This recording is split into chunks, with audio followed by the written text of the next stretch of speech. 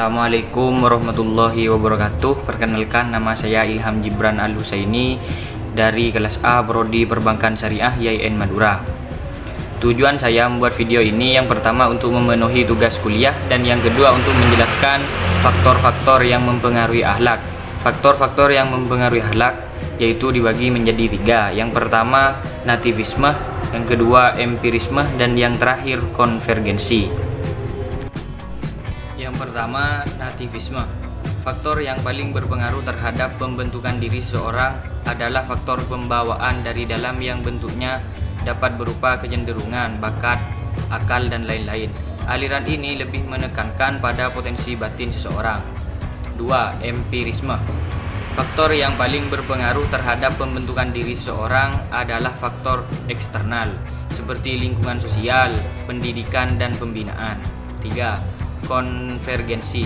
Faktor yang berpengaruh terhadap pembentukan diri seseorang adalah faktor internal dan eksternal.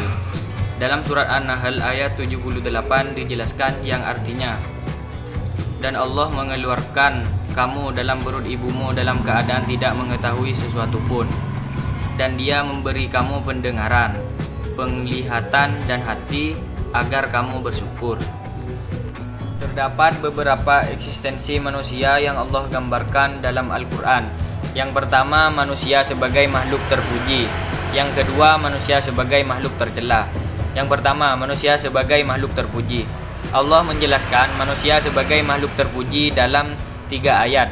Yang pertama, Al-Baqarah ayat 30 yang artinya, ingatlah ketika Tuhanmu berfirman kepada para malaikat, sesungguhnya aku hendak menjadikan seorang khalifah di muka bumi. Yang kedua, At-Tin ayat 4 yang artinya, sesungguhnya kami telah menciptakan manusia dalam bentuk yang sebaik-baiknya. Yang terakhir, Al-Imran ayat 110 yang artinya, kamu adalah umat yang terbaik yang dilahirkan untuk manusia, menyuruh kepada yang ma'ruf dan mencegah dari yang mungkar. Yang kedua, manusia sebagai makhluk tercela. Allah menjelaskan manusia sebagai makhluk tercela dalam 3 ayat. Yang pertama, Al-Ahzab ayat 72 yang artinya, sesungguhnya manusia itu amat zolim dan amat bodoh. Yang kedua, Al-Alaq ayat 6 dan yang artinya, ketahuilah sesungguhnya manusia benar-benar melampaui batas. Yang terakhir, Al-Hajj ayat 66 yang artinya, sesungguhnya manusia itu benar-benar sangat mengingkari nikmat. Beberapa faktor yang mempengaruhi akhlak. Yang pertama, insting. Kedua, pembiasaan. Yang ketiga, tradisi. 4, suara hati. 5, kehendak. 6, pendidikan. Dan yang terakhir, pola dasar bawaan atau turunan. Yang pertama, insting. Insting sering diartikan bawaan sejak lahir. Insting secara behavioristik merupakan tuntutan untuk beraktivitas. Penganut nativisme beranggapan bahwa insting adalah faktor internal dari kondisi psikis manusia. Nafas dan ruh.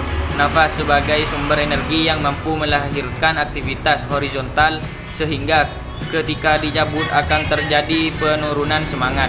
Ruh mengaktifkan seluruh komponen tubuh termasuk nafas, akal, hati, dan lain-lain sehingga ketika dicabut akan terjadi kematian. 2. Pembiasaan. Dalam akhlak, pembiasaan merupakan sebuah keniscayaan yang harus diwujudkan. Dalam Islam disebut dengan istiqomah. Pembiasaan terhadap kebaikan akan melahirkan kegiatan yang baik. Dalam Islam, kebiasaan tidak hanya melahirkan aktivitas horizontal yang akhlaki, akan tetapi juga kepuasan emosional. 3. Tradisi. Tradisi yang terbentuk dari dialog antara individu dengan lingkungan menjadikan individu terkungkung dengan kebiasaan yang melingkarinya sehingga dia akan melakukan aktivitas sesuai dengan tradisinya. Ketika jiwa tidak mampu mewarnai kebiasaan tidak baik, maka agama menyarankan untuk hijrah kepada yang ma'ruf. A'udzu billahi minasyaitonir rajim. Bismillahirrahmanirrahim.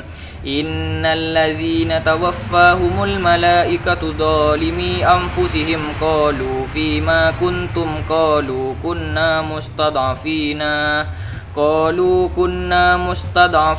fil ardi qalu alam takun ardullahi wasi'atan fatuhajiru fiha.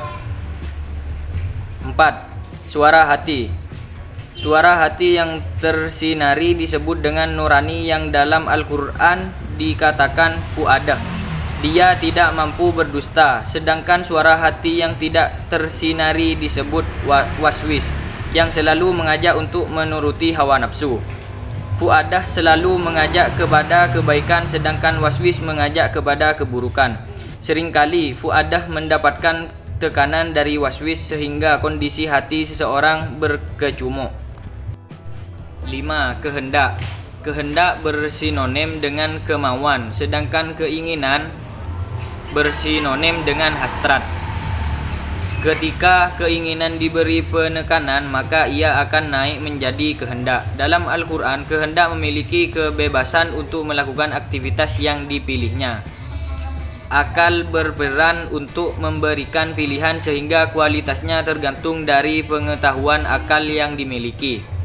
A'udzu billahi minasyaitonir rajim. Bismillahirrahmanirrahim. Wa qulil haqqu mir rabbikum faman syaa'a falyu'min wa man syaa'a falyakfur. 6. Pendidikan. Sebelum kehendak menentukan pilihan yang ditetapkan, bantuan akal pikir sangat dibutuhkan untuk memberikan pencerah. Semakin banyak pengetahuan yang diserap, maka semakin banyak alternatif yang ditawarkan pada kehendak. Pendidikan dalam akhlak lebih mengedepankan keteladanan, berbeda dengan pendidikan konvensional yang lebih mengedepankan kecerdasan otak.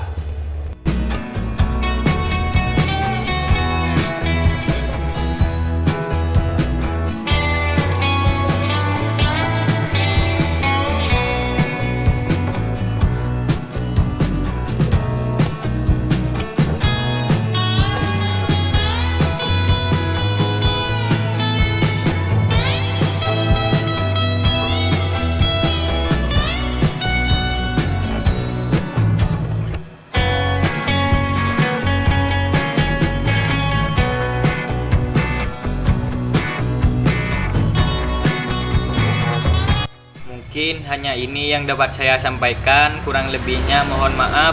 Wallahul muwaffiq ila aqwamit thoriq. Wassalamualaikum warahmatullahi wabarakatuh.